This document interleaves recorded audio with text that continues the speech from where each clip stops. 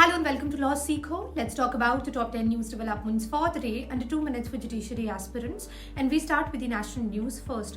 First of all, we talk about India's second largest telecom operator, which is Bharti Airtel. So Bharti Airtel has signed a multi-year, multi-billion-dollar extension deal. This is with Ericsson to enhance its 4G and 5G networks. Moving on, now the Reserve Bank of India, it has increased the UPI Lite transaction limit. Now, why is it done? This is to enhance the number of digital payments in areas where there is poor network connectivity. Now, the per transaction limit, it has been raised from rupees 500 to rupees 1000, and the wallet capacity has been extended from the current capacity of rupees 2000 to 5000. Notably, UPI Lite transactions, they require no UPI pin. Now, thirdly, we talk about a development from the world of sports and particularly hockey. So, India's junior hockey team, it has defeated Pakistan in the final to clinch their third consecutive men's junior Asia Cup title. This was in Muscat, which is in Oman.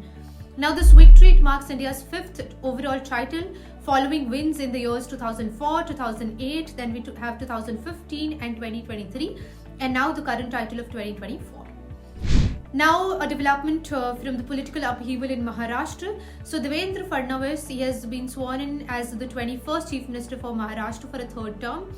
And the outgoing Chief Minister Eknath Shinde took oath as the Deputy Chief Minister, along with NCP President Ajit Pawar.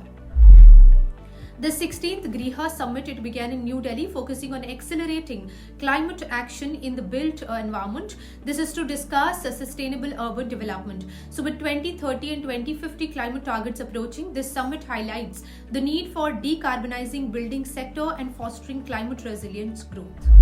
Now let's talk about a development from the world of education. So Atal Innovation Mission, along with the Nordic partners and the Swedish embassy, they've successfully concluded the SheSTEM 2024, which celebrated women's contribution to STEM. Now what is STEM? It is an umbrella term which refers to 4 very connected fields of study. So we have science, technology, engineering and mathematics. Moving on, the Indian squash community is currently mourning the loss of Old Fox. And who is he? He's Brigadier Manchanda, who's officially called the Old Fox. Moving on, the Indian Changemakers Award 2024 recently concluded, and it honored the hidden talents and the achievements of distinguished authors, writers, book publishers, businesses, brands, and individuals. And lastly, for the national news, the Rajya Sabha recently passed a bill, which is the Boilers Bill 2024. It is aimed at replacing the century-old Boilers Act of 1923. Now, this bill essentially includes provisions for boiler regulation, safety against explosions, and uniform registration practices. And with that, let's switch to the top international news developments for the day. And we start with the Belt and Road Initiative and the Execution Framework Agreement or deal, which is signed between Nepal and China. So Nepal and China signed the execution framework for the Belt and Road Initiative. This was during the visit of Nepalese Prime Minister KP Sharma Oli to Beijing.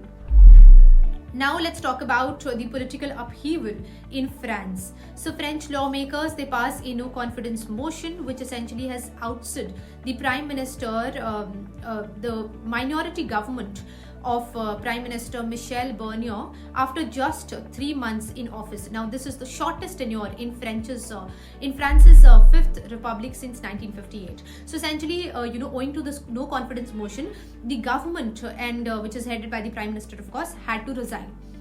And lastly, the Coventry University Group, it has launched an India hub in New Delhi to enhance partnerships and foster stronger ties between India and UK. That's all we have for the day. Thank you so much for watching, and don't forget to like, share and subscribe until I see you tomorrow.